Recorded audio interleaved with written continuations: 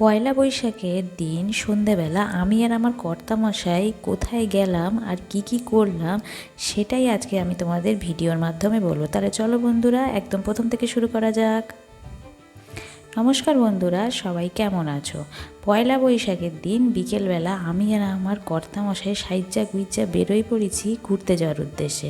যেহেতু আমার কাজের জায়গায় সকালবেলা হাফ ডে ছিল, সেই কাজ সেরে বাড়ির কাজ কর্ম সব কমপ্লিট কইরা আমি আর আমার কর্তামশাই প্রথমেই চলে গেছিলাম আমাদের এখানে এক মন্দিরে।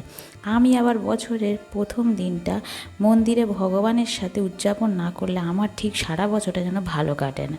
যাই হোক, মন্দিরে ভগবানের দর্শন নিয়ে সেখানে সব কিছু ঘুরে দেখে তারপরে আমরা চলে গেছিলাম একটা কেকের দোকানে। এখান থেকে আমার কর্তামশাই তো পেস্ট্রি খায় না। যাই হোক, আমি আমার শ্বশুরমশাই আর শাশুড়ি মায়ের জন্য দুটো পেস্ট্রি কিনে নিয়ে বেরিয়ে এসে চলে গেছিলাম আমাদের এখানে একটা হাটে। আমাদের এখানে সপ্তাহে 2 দিন একটা হাট বসে, খুব ভিড় হয় এবং খুব ভালো ভালো জিনিস পায়। তো আমার শ্বশুরমশাই পয়লা বৈশাখে আমাকে বলেছিল একটা ড্রেস কিনে নিতে আমার পছন্দ মতন, সেই জন্যই হাটে যাওয়া। তো ঘোরাঘুরি করতে করতে আমাদের একটু জল পিপাসা পেয়েছিল, তাই আমি আর আমার কর্তামশাই এই লস্যিতে একটু গলা ভিজিয়ে নিলাম, নিয়ে চলে এসেছিলাম এই দোকানে।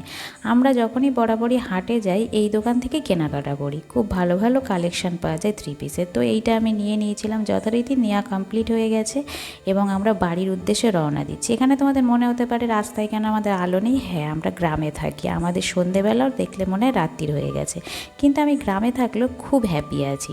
তো যাই হোক, আমার রঙের দিনলিপি চ্যানেলে সাবস্ক্রাইব করে দেবে আর লাইক কমেন্ট শেয়ার করতে ভুলবে না। টাটা।